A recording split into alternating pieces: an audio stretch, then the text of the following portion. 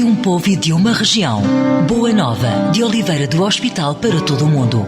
Ouça-nos também em radioboanova.pt. Muito bom dia, são 11h08. Vamos dar início já de seguida ao programa Palavras de Esperança na Rádio Boa Nova. Palavras de Esperança, à sexta-feira às 11 e ao domingo às 10. Um espaço de comentário litúrgico na Rádio Boa Nova. Sejam então muito bem-vindos a mais uma edição do programa Palavras de Esperança na Rádio Boa Nova, hoje com a participação do seu padre Pedro Simões, da paróquia de Oliveira do Hospital. Seu padre, muito bom dia, obrigada por se juntar a nós em mais uma emissão, seja bem-vindo. Bom dia, Liliana. Bom dia a todos os nossos ouvintes que nos acompanham através da Boa Nova FM e todos aqueles que também nos acompanham através das redes sociais, nomeadamente o Facebook. É isso mesmo, estamos já em direto através do nosso Facebook, onde podem acompanhar esta conversa em formato vídeo. Seu padre, vamos olhar então para a liturgia do próximo domingo, o dia da solenidade da Assunção da Virgem Santa Maria, esta data que é tão conhecida de todos, o 15 de agosto, não é? Uma data muito, muito venerada, mas antes de olharmos para a liturgia de domingo, hoje é também um dia importante, sobretudo para os imigrantes, muitos deles rumam até Fátima nesta altura. Hoje é dia 13 de agosto, é também então o dia da peregrinação do imigrante e do refugiado em Fátima. É verdade, à semelhança de anos anteriores, a peregrinação do 13 de agosto é dedicada, sobretudo e particularmente, a todos os imigrantes e refugiados espalhados pelos 4 cantos da terra. Sobretudo e particularmente os nossos imigrantes portugueses, que também estão espalhados pelos 4 cantos do globo. Estão todo o ano, por vezes, à espera de poderem regressar ao país para visitar o Santuário de Fátima nesta data. Sem dúvida nenhuma. Aliás, eu sou testemunho ocular disso. Tenho um irmão que se encontra imigrado em França, que apesar de não ser muito praticante, digamos assim, quando vem a Portugal, Fátima é sempre paragem obrigatória, e com ele tantos e tantos dos nossos, não é? É verdade, até muitos de nós que estamos por cá, muitos dos portugueses podem não ser muito praticantes, mas há uma fé quase inexplicável, não é? Naquele local, no Santuário de Fátima, quando se chega lá, parece que é um mundo novo, um mundo diferente, não é? Onde se vai para recarregar energias também. Sem dúvida nenhuma. Este ano tem a particularidade de ser presidida pelo cardeal Jean-Paul Ulrich, que é o arcebispo de Luxemburgo, onde está também presente uma comunidade portuguesa forte. Aliás, muitas paróquias de Luxemburgo são, digamos assim, assumidas por alguns padres portugueses que se encontram também, eles próprios, imigrantes no Luxemburgo. É verdade. Sr. Padre, devido à Covid também há limitações, não é? Nestas comemorações, na presença dos fiéis em Fátima, portanto tem que ser em número mais reduzido. Sim, sim. Mas o que é certo é que não deixam de acontecer, não é? Estas celebrações, e são importantes para a vida da Igreja. Sem dúvida nenhuma. Eu gostaria de dar um especial acento a uma particularidade nestas aparições, digamos assim. Nossa Senhora não apareceu no dia 13 de agosto. Aparecerá alguns dias depois, no dia 19 de agosto, que na altura, em 1917, coincidiu com o domingo. E porquê é que Nossa Senhora não aparece aos 3 pastorinhos no dia 13? Porque eles encontravam-se detidos no estabelecimento prisional de Orém. O administrador civil de Orém prendeu os pastorinhos, e aos quais eles foram sujeitos a grandes interrogatórios e até alguma violência física, digamos assim, porque ele queria a todo o custo que eles revelassem qual teria sido o segredo revelado por Nossa Senhora às 3 crianças, aos 3 pastorinhos. Muito bem. E porquê é que foi instituído então o dia 13 de agosto como o dia desta peregrinação? Portanto, se a aparição foi no dia 19, consegue explicar o porquê de... Digamos que para também permanecer essa mesma simbologia do dia 13, porque se eles não tivessem sido presos pelo administrador, muito provavelmente teria Nossa sido Senhora... no dia 13. Exatamente. Muito bem. Portanto, é um dia importante para os imigrantes, para os refugiados, para todos os portugueses de um modo geral. Seu Padre, aproxima-se então o dia 15 de agosto, o dia então da solenidade da Assunção da Virgem Santa Maria, e por cá também temos a festa de Nosso Senhor dos Milagres em São Paio de Gramaços, na nossa paróquia, que é também uma festividade muito importante nesta altura. Sem dúvida nenhuma. Aliás, a comunidade paroquial São Paio de Gramaços tem vindo a rezar a habitual e tradicional novena, que são um conjunto de 9 dias que antecedem a festa propriamente dita, em que o povo é convidado a rezar ou a recitar o rosário, digamos assim. Rezam o terço todos os dias, os 9 dias antes da festa, às 21 horas na capela dedicada à Senhora dos Milagres, em São Paio. E tem acontecido, não é? Tem acontecido sempre. Também. Tive a oportunidade de participar numa das noites e a igreja estava muito bem composta, devo dizer. Sim. Portanto, há também uma fé grande de muita gente. Sabemos que até há pessoas que vêm de outros territórios, ou vinham, pelo menos antes da pandemia, para participar nesta festa de Nossa Senhora dos Milagres. Há muita devoção.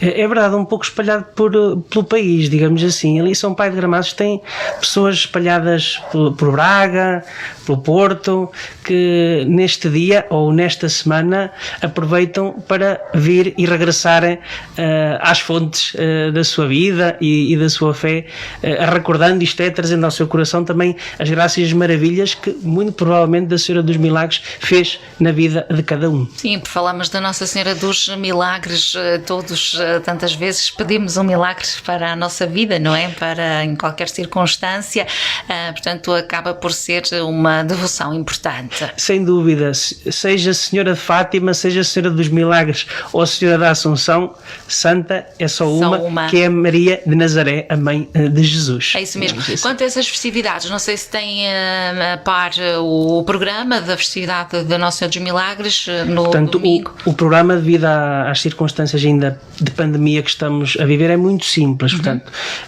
inclui a novena, todos os dias às 21 horas na capela Nossa Senhora dos Milagres, e depois terá, digamos assim, o ponto alto, o auge, o clímax das festas, no domingo às 17 horas, com uma Eucaristia campal no recinto, no adro da capela da Nossa Senhora dos Milagres. Vai ser só às 5 da tarde, também se calhar devido ao calor. Sim, devido ao calor, embora haja bastante sombra envolver o espaço, digamos assim. Muito bem, portanto este domingo comemorar-se, assinalar-se esta festividade de Nossa Senhora dos Milagres em São Paio de Gramaços. Senhor Padre, domingo é então o dia de solenidade da Assunção da Virgem Maria, é um dia muito importante no calendário da Igreja. Sem dúvida, este ano tem a particularidade de coincidir com o domingo, e por coincidir com o domingo, tal é a importância da festa, que essa festa, digamos assim, subtrai o suposto 20º domingo do tempo comum. Desde cedo... calha no domingo este ano, mas no calendário normal é mesmo dia Santo de Guarda, não é? Dia Santo de Guarda, exatamente. Todos os dias 15 de agosto se celebra a solenidade da Assunção, que é dividida em 2 missas, digamos assim.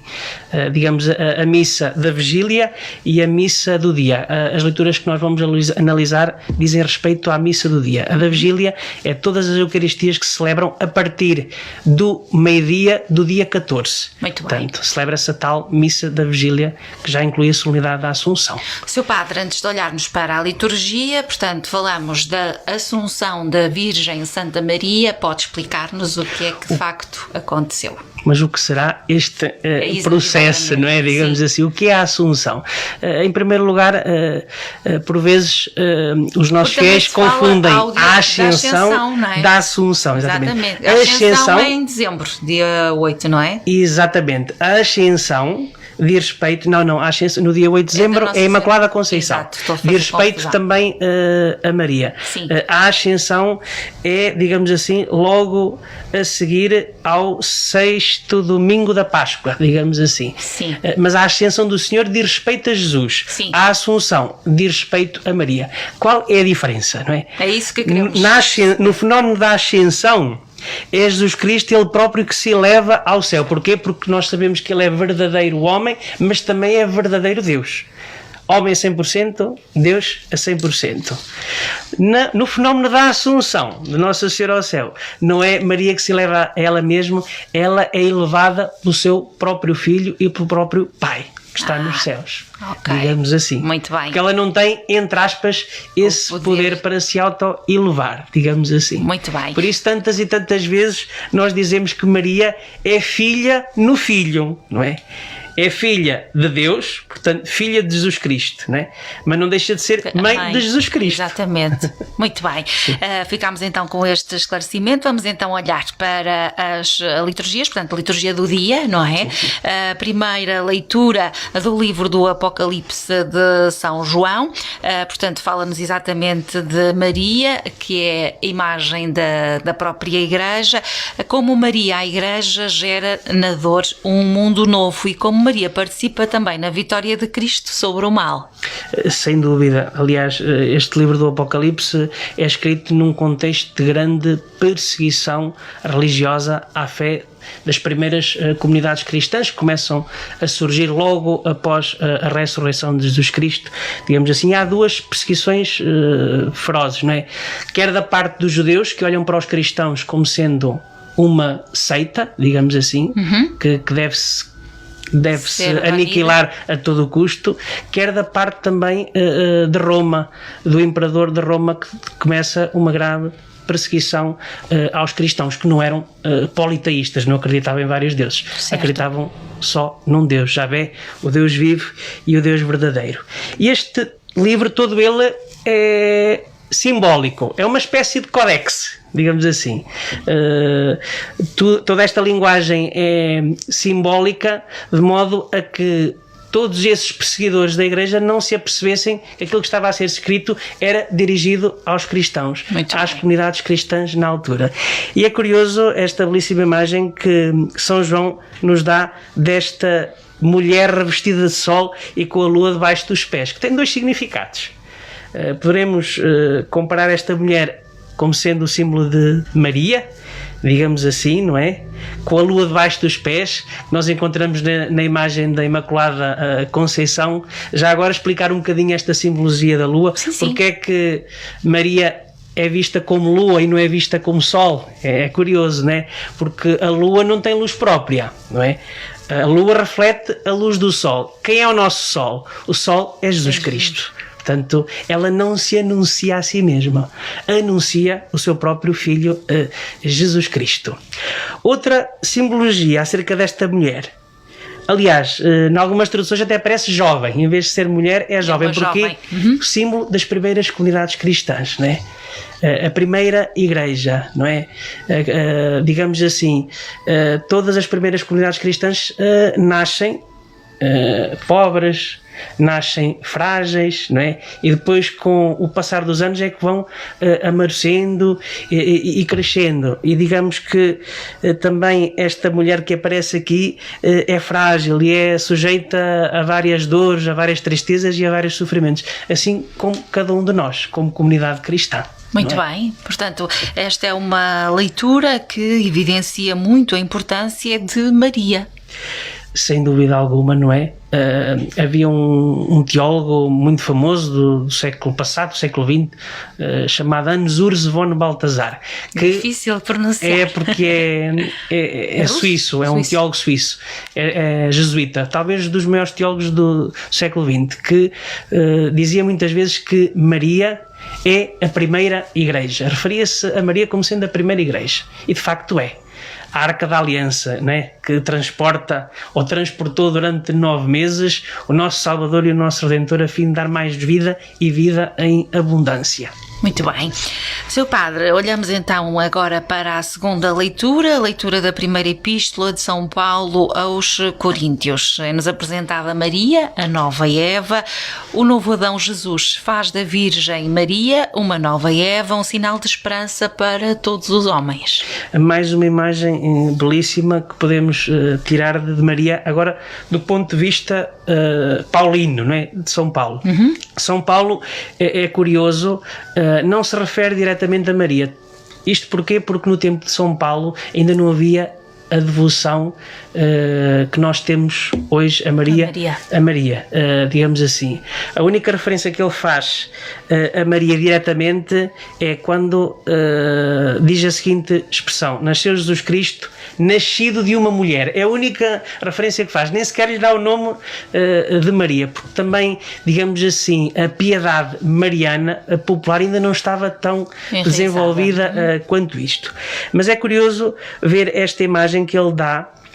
Ele fala-nos aqui de uma espécie de hierarquia que existe na ressurreição, não é? Quem é, afinal, o primeiro a ressuscitar? Somos nós? É Maria? É Jesus Cristo? Não. O primeiro homem a ressuscitar foi Jesus Cristo. Por isso ele diz que ele ressuscitou como primícias, isto é, foi o primeiro a ressuscitar. E depois todos aqueles que acreditaram em Jesus Cristo, o que inclui, sem dúvida alguma, também Maria. Aliás, talvez ela terá sido mesmo das primeiras, ou pelo menos estava na primeira fila, entre aspas, não é? Claro que isto é muito difícil de explicar cientificamente, tecnicamente, claro. É certo? Estamos-nos a situar ao nível da fé e ao nível da espiritualidade não é que não é palpável. Não é toda a gente que consegue também, não é, entender e visualizar as coisas dessa forma, não é? Os mais particularmente céticos. Os nossos irmãos que não têm fé. Claro. É muito difícil, por mais que lhes expliquemos isto, claro que é capaz de não lhes dar e não lhes dizer nenhum sentido à sua vida nem à sua existência, porque não acreditam, não é? Mas mesmo os crentes, é um processo às vezes difícil de entender, de se explicar, é? Porque lá está, situa-se nos tais mistérios de Deus, não é? Claro. Nem eu próprio, como sacerdote, nem o nosso bispo, nem o nosso papa conseguem explicar. Sim. Não é? Digamos assim. Só à luz da fé, digamos assim. Claro, e espírito aberto para conseguir entender, não é? Essas situações. Sem dúvida alguma. Sim. Aliás, esta comparação que São Paulo faz, não é, de Jesus Cristo, chamando-lhe o novo Adão. Novo Adão porquê? Porque foi através de Adão, do primeiro Adão, do Adão velho, que o pecado entrou no mundo. Este novo Adão não vem fazer com que o pecado se torne pior, não, muito pelo contrário. Veio aniquilá-lo, veio destruí-lo, não é? Sim. Por Jesus Cristo. Por isso, ele é o novo Adão. Muito bem.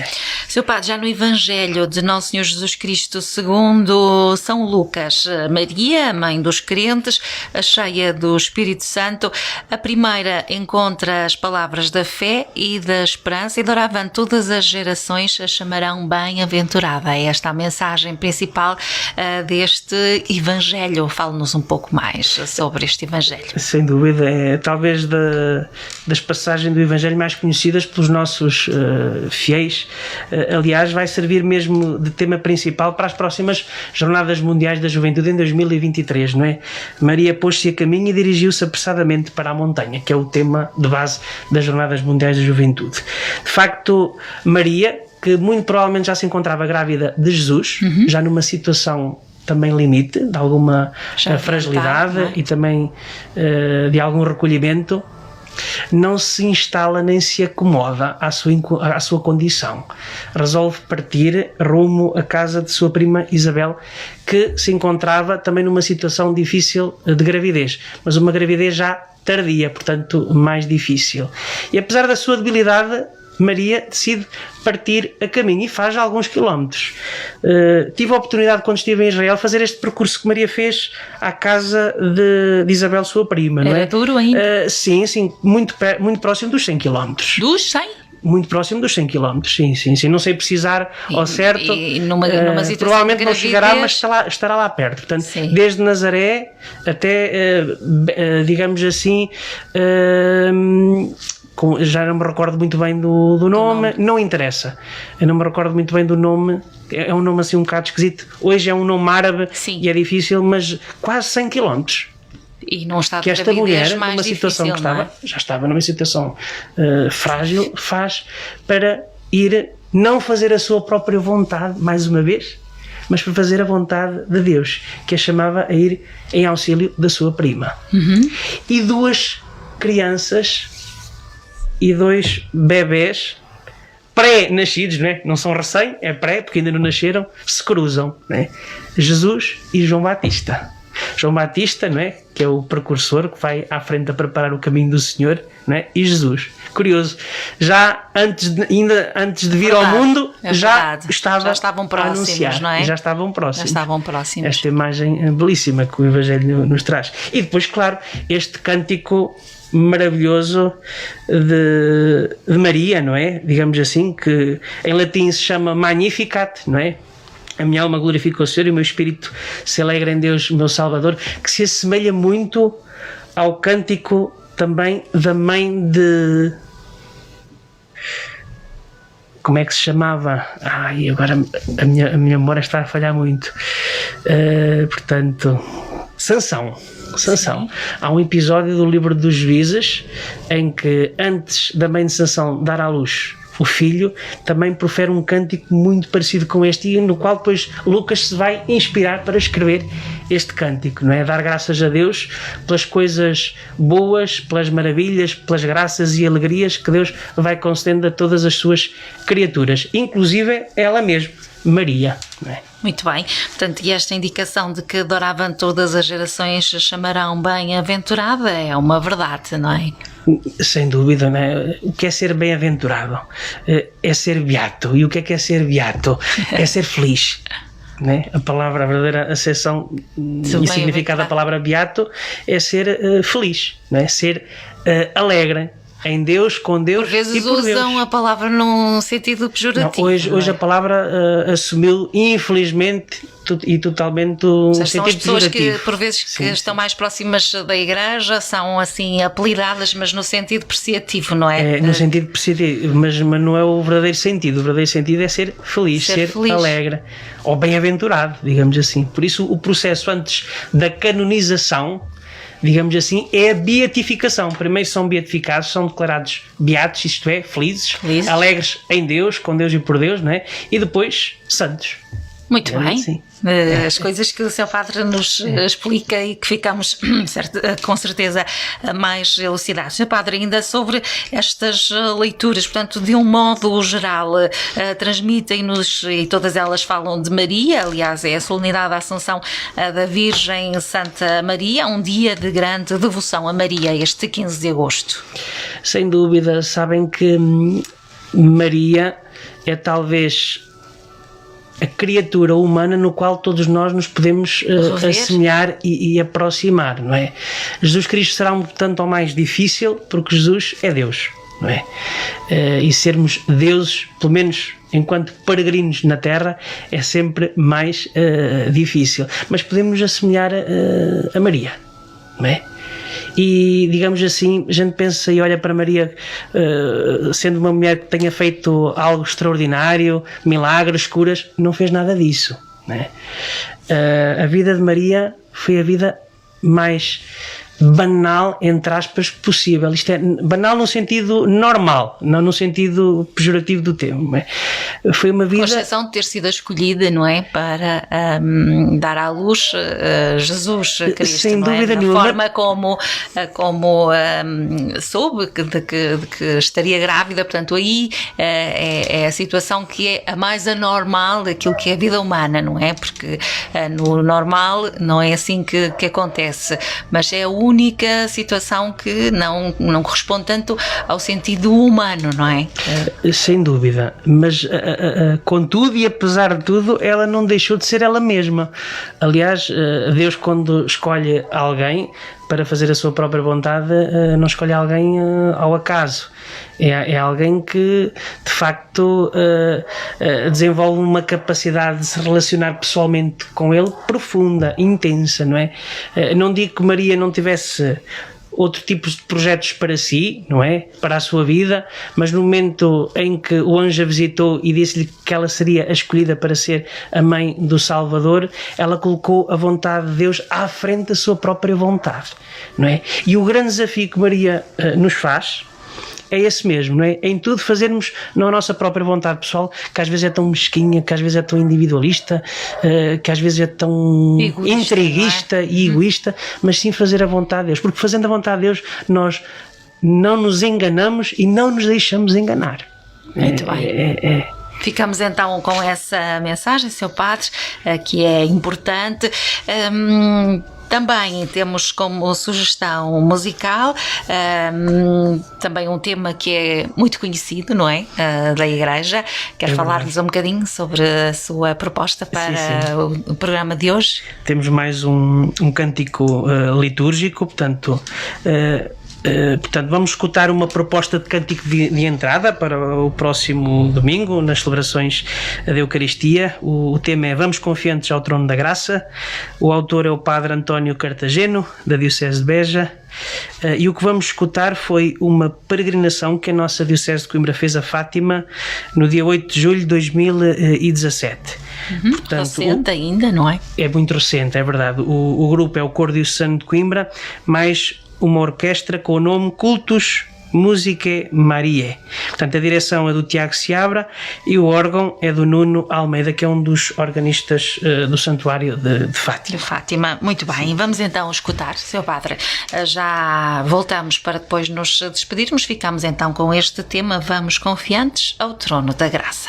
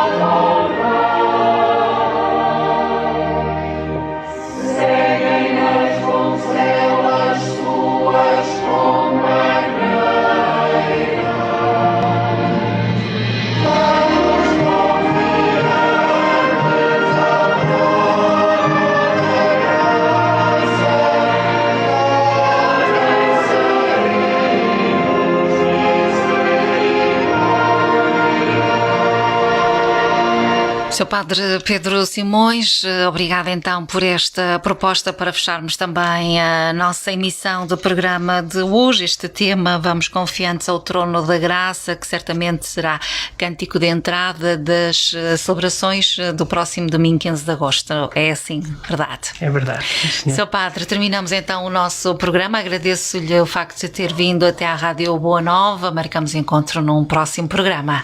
Obrigado mais uma vez à Liliana e a toda a equipa da Rádio Boa Nova por me ter dado mais esta possibilidade de também dar o meu pobre contributo para que este programa possa correr da melhor forma possível.